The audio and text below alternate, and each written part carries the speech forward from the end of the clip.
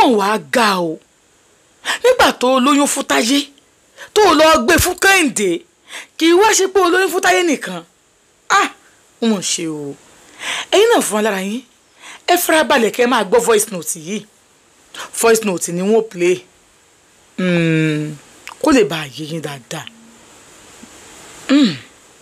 mo ní advice lé lórí ni pé there's one particular girl tí mo ń befriend so mo pé girl yẹn she's a single mother ó dẹ̀ jẹ́ nìkan tí mo nífẹ̀ẹ́ sí tí mo dẹ̀ ń try láti máa bá tọ́ ọmọ ẹ̀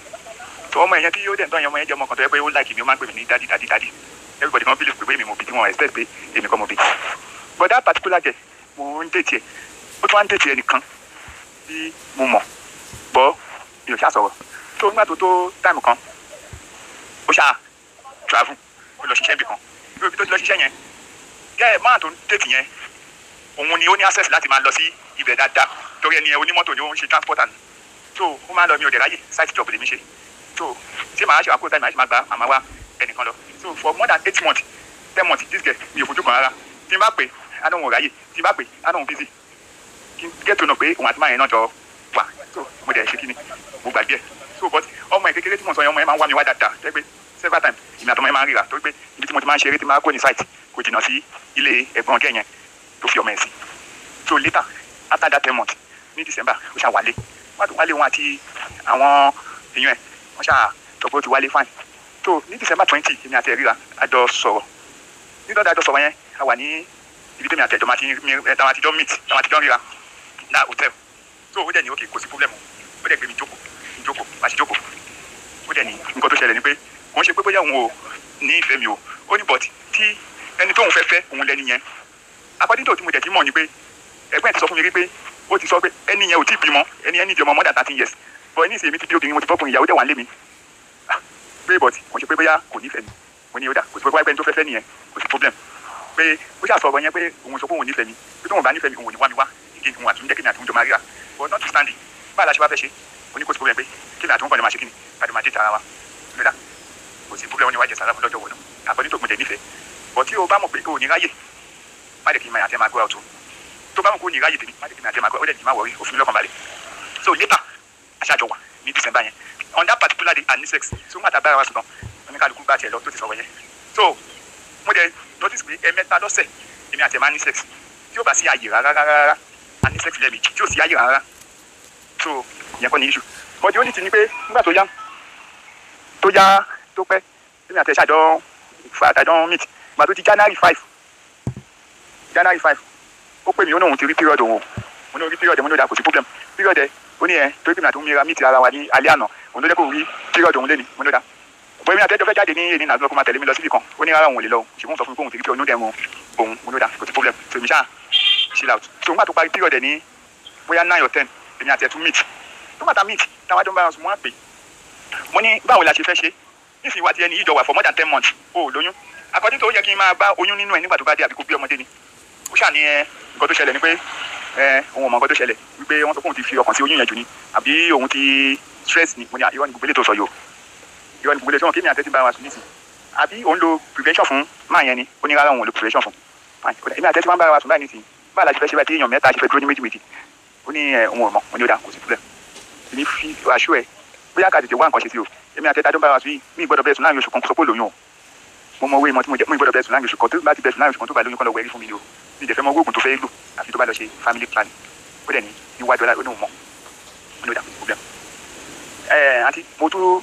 fi Ọlọ́run ṣèlérí gbogbo nǹkan tí mo sọ lórí ọ̀rọ̀ yìí tó bá dé pé mo mú nǹkan mọ́kàn àbí mo ṣàbòtí lórí ọ̀rọ̀ yìí ni kí ìṣẹ̀dá ọmọ yẹn kó máa fìyà jẹ mí àṣà ni ó dà kò sí problem àṣà continue tó má tó wá tó máa di February ẹ̀wọ̀n tí mo sọ kí January 5 lórí period má tó di February tèmi àtẹ àṣà máa ń ra dáadáa occasionally ní 3 times in a week 2 times in a week tó má tó di February tó yẹ kó rí period ẹ̀ ó wá bá mi pé báyìí ṣetán ọlọ́run máa rí period òun òun ní à ó rí period ẹ̀kẹ́ èmi kọ́ ló yẹ kó sọ fún pé ò rí period ẹ̀ náà according to bí mi àtẹ̀síjọ wà àkànjọ́ gágan wa ni ṣé ìwà tẹ́ni yóò jọ meet ni ó ní àwọn meet bọ́n èmi kọ́ ló yẹ kó sọ fún pé ò rí period ẹ̀ náà ẹni tó sọ kó fẹ́fẹ́ ló yẹ kó sọ fún pé ò rí period ẹ̀ ó ṣá fly off oníṣòwò jẹ́ ọmọdé ni àbóúnjẹ ọmọ kékeré ni àbóúnjẹ arúgbó ni tóun ní mọ́ ẹni tó ń bóun sùn jẹni tí yóò bóun sùn dáadáa mo ní à wọn sọ gbọ́wọ́ ẹ̀ ń jáde o èmi kọ́ ló yẹ kó sọ ọ̀rọ̀ yìí fún pé ò rí period ẹ̀ tó bá yẹ pé oyún lóní ni ṣé mi náà wà sọ fún pé olóyún fún ni ìgbà tí mi àtẹ́jẹ́ ti jọ ti ní díù ṣáà ní nǹkan tó ń sọ òun ṣáà ní kíní kan ṣáà ní létà èmi wọnú bedroom lọ ṣùgbọ́n àti má padà dé mo ṣáà lọ fà mọ́ra kí ló ṣẹlẹ̀ ó ní òun ò mọ̀ òun ò ṣọ́ pé bọ̀ tó dàbí pé bóyá infection ni mo ní à infection tó ń sọ yìí mo mọ́ra mi dáadáa mi ò lè ní infection ní ọjọ́ kan kí n má mọ̀ tí n bá ní infection ní iye ni tó bá di àárọ̀ ọjọ́ kejì tí n bá máa jí first thought máa tọ̀ máa mọ̀ pé mo ti ní infection tó bóyá kó wá lọ bí máa yẹn ó náà wò lè bí òun ò ṣáà kíní kan ó dà mo lè gbé lọ sí chemist ó lọ gbogbo fún lọ́dọ̀ nọ́ọ̀sì yẹn so àdẹ̀sí continue náà ṣe bára wa sùn tó bá ṣe bára wa sùn yẹn kò sí nǹkan kan so mo kàn wá notice pé ó kàn dé stage kan bí February 20 or 24 bá ṣe meet tán ó wá bá ṣe meet tán ó ṣàbàmì ṣeré dáadáa ó ṣàní òkè pé kò sí. nínú àdúgbò kan náà ó sì ń fẹ́yàn méjì ń bẹ̀ ẹ bá bọ́lẹ̀ kẹ́ máa gbọ́ lọ o mi ò ní jẹ́ kó ní part ọlọ́run. kò sí rẹ̀ ó wá supplement kan ní babalágbádá o tó bá jẹ́ pé eventually gbẹ̀yìn ni mo wá padà fẹ́ ẹ wò mo ní kò tẹ̀ sọ́wọ́ eventually mi tẹ̀jẹ́ kó sọ parí kó tó dáwọ́ eventually yẹn gan mo ti kọ́kọ́ gbé gbóná gbé wá there is nothing like eventually between you and you kò sọ́wọ́ eventually because you have already told me that oh the same so why you want to tell me that eventually what eventually about it èmi ò jẹ́ mọ̀ pé ó ti lóyún mi mọ̀ pé yẹn ti wà nínú ẹ̀ tó ti mọ̀ ṣáà ní nǹkan tó ń fẹ́ sọ lòun ti sọ yẹn fine mo dey get out n kálukú lọ so that's the last day that meet so n gbà tẹ́ ń tẹ́mi àtẹ́jọ́ meet ní 2-3 times in a week tí mi wá rí mo dẹ̀ lọ mo ṣáà find out ó ní kíní kan later mo á mọ̀ pé wọ́n á ti cover pé ó ti lóyún wọ́n á pè ó ní wá lágbájá ó lóyún ó ní bẹ́ẹ̀ ni ní àsọ̀kalẹ̀ ayọ̀ ta ló ní oyún ó ní kémi má bí òun o ṣé mi ti sọ kémi ò fẹ́ ọmọ mi dẹ̀ fẹ́ oyún mo ní wọn sọ gbọ́rọ̀ yẹn o mo ní ṣé wọ́n bí ẹ ṣe pé nígbà tí wọ́n fẹ́ ọmọ mi fẹ́ oyún ó wá jẹ́ pẹ́ni tó fẹ́ gbé ọmọ mi fún àbóyún fún á jẹ́ pẹ́ni tèmi àti ẹ̀jọ́ ríra wọ́n fún àyọ̀ òkùjọ́ o. ẹni tí wọ́n jọ ń ríra máàlì kejì yẹn ń tiẹ̀ òun wá oyún for 13 years ìyẹn ò tó ti má rí iye òrọ́mọ bí kò ronú àwọn tí àwọn ti bákùnrin wọn ti bóbìnrin ó wá rí pé for 8 months ojú ti máa yẹn kò bẹ́lẹ̀ mi lájọṣepọ̀ kò wá lórí yẹn ní ó wá padà wá bá wọn pé àwọn tó bá ń tọ́ ṣeré lọ pé onífẹ̀ẹ́ yìí àmọ́ òun ò lè fẹ́ yín kájọ máa wà ní sọ́síyé mbẹ́ yẹn ní ìsọsí wa lóyún àwọn á ń béèrè lọ́wọ́ pé ẹni tó fẹ́ gbóyún mi fún ẹni tí mo máa ń rí ló fẹ́ gbóyún mi fún ẹ má bọ̀. abẹ́ kó wá lọ ṣe oyún yẹn kí wàá ti ẹni yẹn kẹjọ padà máa lọ ṣe kìnnìkìnnì àtẹjọ kí mi ká má pàdé mọ́ kábẹ́ o èmi ò ní gbà o sáni èmi kọ́ mọ lóyún nígbà kan létà àwọn ẹgbẹ́ yẹn gbọ́ sí ọ̀rọ̀ yẹn wọ́n wá bá mi ṣáàjọ sọ̀rọ̀ níwájú ọ̀la àti àwọn ẹgbẹ́ yẹn níjọ́ yẹn ẹgbẹ́ yẹn ó bẹ̀ mí kí má bínú àwọn máa wá nǹkan ṣe sí kìnnì kan nígbà kan ìgbà tó ń délé wọ́n pè wọ́n ní ó dà wọ́n tún sọ pé wà tẹ̀lé yìí nǹkan ló lóyún wà nígbà wo àti wà tẹ̀lé jọ ríra last ó ní December ẹgbẹ́ yẹn mọ̀ o ẹgbẹ́ yẹn ní ṣoṣù ọ̀hún yẹn ló bá pè mí wọ́n ní ó ní December lèmi àti mo ní à ṣé ó yẹ wọ́n gbọ́dọ̀ sọ̀rọ̀ ẹ̀wẹ̀ létí nǹkan kẹ́yìn kan gbàgbọ́ ẹ padà bí wọ́n ní ó ti sọ pé January mo ní ẹ̀ tún padà bí data lẹ́sẹ̀ wá jẹ́wọ́ fún wọn pé àríyáwó February and no matter how days tèmi àti ẹjọ́ ń ríra ní ojoojúmọ́ tèmi àti ẹ̀bá ń ríra nígbà yẹn dájọ́ ní sex ó máa ní rẹ́kọ̀dì lórí fún mi mo máa tíkì déètì yẹn lẹ̀ lórí fún mi so mo ṣáà ní ó dà kò sí problem wọ́n ṣáà bá wa fa àwọn family ẹ̀ gbọ́ so àwọn àgbàlagbà ṣáà ní pé kì í filẹ̀ pé ìgbà tó ti sọ pé tóun bá bímọ tán ẹni tó lọ́mọ gbogbo mẹ́ kò dẹ̀ filẹ̀ so later mo ṣáà rí pé èmi àti ẹ̀ ò ríra ó wà ní wọn kò ń jáde kò sẹ́ni tí wọ́n wá sọ fún mi pé ó ń rù pé kò kì í lè sùn kò ní lè ṣe gbá kò ní lè ṣàwó later tán wá ń bí ó wá fọ́ ìsàtún. ẹ̀rí ọkọ tí ń jẹ àwọn ẹ̀gbọ́n náà mọ̀ pé èèyàn méjì ló ń fẹ́ àwọn ẹbí mi ń ṣà gbogbo ẹbí ló máa ṣe cover up àbí. àtún ní èmi ni mo fẹ́ pa òun ní à kí ni mo fẹ́ pa ẹ fún wọn ní kóun bá ti gbé orúkọ mi òun ò ní lè sùn tóun bá ti gbóhùn mi òun ò ní lè sùn kí ẹ̀mọ̀ kí mo jẹ́ sọ fún mi pé ọmọ yẹn ó láìkì mi tẹ́ pé several times ló máa sọ pé àwọn tó kọ́ mi my daddy àwọn tó kọ́ mi my daddy èmi ló máa sọ fún mi so tó bá mẹ́bàá ti wá sọ̀rọ̀ yẹn létí ẹ̀ yóò ti máa ronú kò ní lè sùn lọ́sẹ̀ so ẹni tó dẹ̀ wà ní oyún tó ti rù báyẹn mo ṣáà ní pé kí n bá sọ̀rọ̀ pé mi náà mo lè bá sọ mo wá pè mo wá bá sọ mo ní nǹkan tó ṣẹlẹ̀ ní pé kó fọkàn balẹ̀ ètò bá dà lọ́wọ́ àṣẹ tó bá dé pé mi mo ní tókè bá dé pé mi kọ́ mo ní tókè tí a bá sọ̀rọ̀ ọkàn ìbalẹ̀ mo ṣáà ṣe kínní so later oyún yẹn ti wọ bíi 6 months ni máa ń ṣẹ̀ṣẹ̀ gàlé fún ní ilé ẹ̀gbẹ́ tó wáyé gàlé fún ṣàṣègbè so mo jẹ máa ń notice pé tí